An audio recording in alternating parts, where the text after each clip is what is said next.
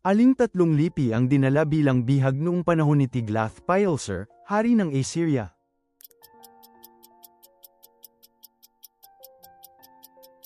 Reuben, Gad, at ang kalahating lipi ng Manasa. Ano ang pangunahing nilalaman ng dakilang kautusan na ibinigay ni Jesus sa kanyang mga alagad pagkatapos ng pagkabuhay na mag-uli?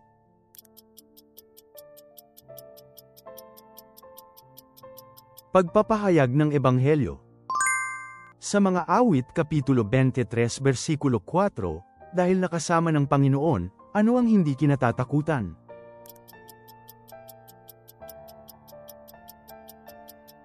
Kapahamakan. Ilang mandirigma ang ginamit ng Diyos upang palibutan ni Gideon ang kampo ng Midian?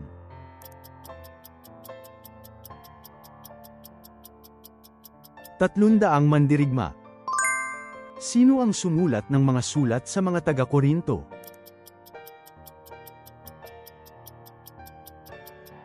Pablo. Ilang palapag ang arka ni Noe?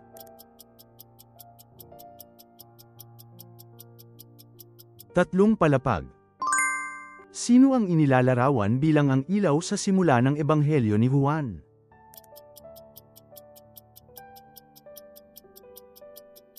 Jesus. Sino ang Diyos na nilapitan ni Haring Ahazia nang siya'y nagkasakit?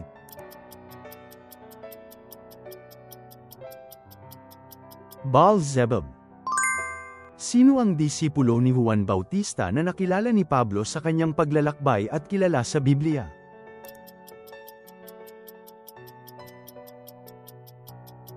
Apollo. Sino ang pinadalhan ni Amos ng mensahe ng paghuhukom sa aklat ni Amos?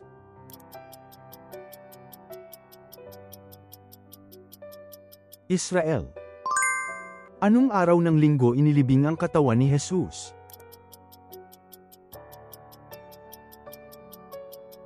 Biyernes. Ano ang bunga ng karunungang mula sa itaas ayon sa Santiago?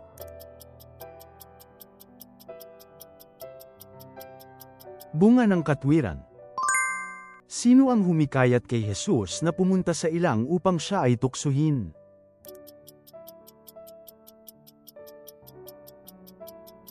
Ang Espiritu Santo. Nang nilinis ni Jesus ang templo sa Jerusalem, ano ang karaniwang ginagawa ng mga taong kanyang pinalayas?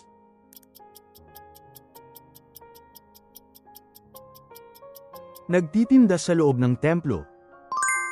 Ano ang ipinangako ni Jesus sa mga mapagpamayapa sa bilang ng mga mapalad, Beatitudes?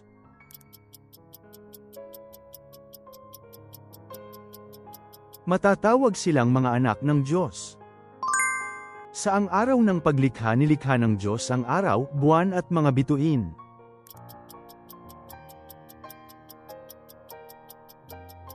Ika-4 na araw. Bakit nais ni Solomon na itayo ang templo?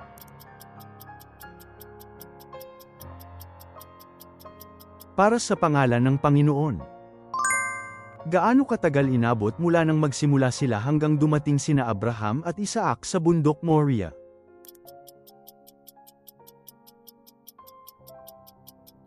Tatlong araw. Sa kwento ng Ruth, ano ang tawag sa kamag-anak na may tungkuling bumili muli ng pag-aari o protektahan ang pamilya? Kinsman Redeemer.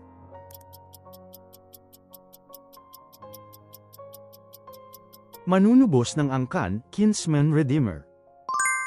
Saan sinabi ni Pablo sa mga taga-Filipos na dapat silang laging magalak?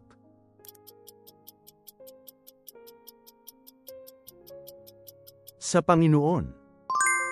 Sino ang propeta na kumuha ng sinturon ni Pablo sa Caesarea at ipinahayag na siya ay ikakadena?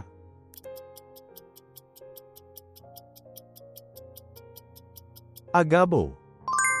Sino sa mga tatlong magigiting ni David ang kapatid ni Job, na nakapatay ng 300 tao at nakilala ngunit hindi umabot sa ranggo ng unang tatlo?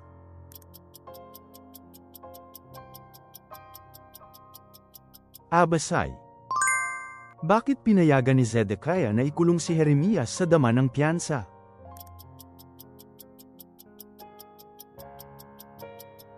Dahil nagpropesya siya ng pagkawasak ng Juda.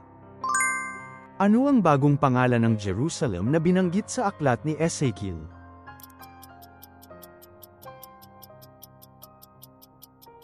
Jehovah Shammah. Saang ilog inutusan ni Eliseo sina Aman na maligo upang magaling sa ketong?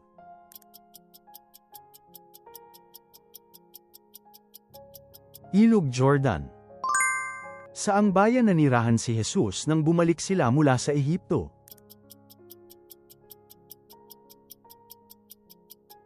Nazaret. Anong pangalan ang ibinigay ni Jesus kay Simon na kapatid ni Andres nang una niyang makita siya?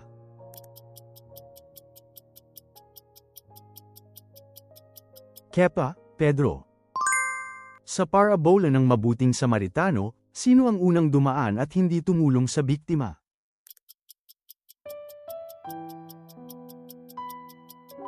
Isang pari. Anong himala ang ginawa ni Jesus sa kasalan sa Kana?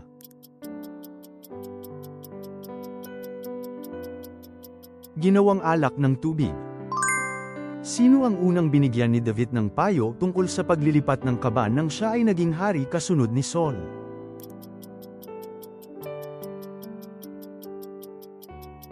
Ang mga kapitan ng hukbo, mga pangulo ng hukbo at mga punong opisyal, mga may utos.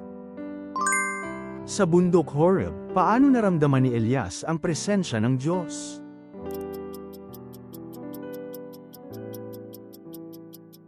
Sa pamamagitan ng isang banayad na tinig. Ilang araw ang ipinag-ayuno ni Esther para sa kapakanan ng mga Hudyo matapos siyang maging reyna.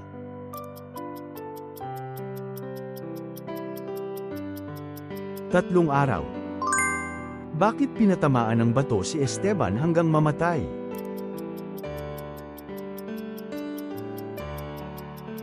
Dahil sa pagpapahayag ng Ebanghelyo. Paano muling nagpakita ang Diyos kay Solomon matapos niyang tapusin ang templo at palasyo? Ano ang pagkakatulad?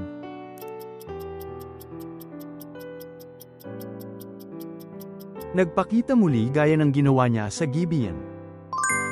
Ano ang nangyari sa mga baboy matapos pasukan ng mga demonyo?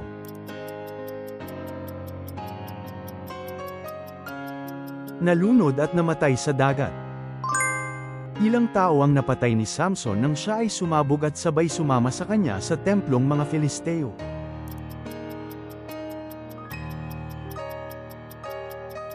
Mga humigit kumulang 3,000. Ano ang isa pang pangalan ng Tabor ng Kalbaryo kung saan ipinako si Jesus?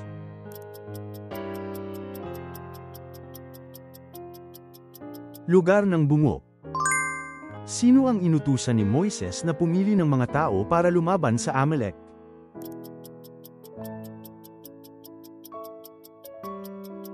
Josue. Sino ang unang tao na binigyan ng malayang kalooban ng Diyos?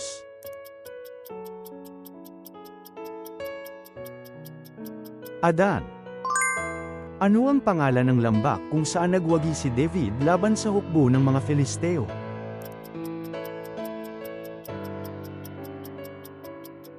Lambak ng Ela. Salamat sa panunood. Ibahagi ang inyong mahahalagang puna at kaalaman sa Biblia sa mga komento. Ang pag-subscribe at pag-like ninyo ay malaking tulong para makagawa pa kami ng mas marami pang Bible quiz.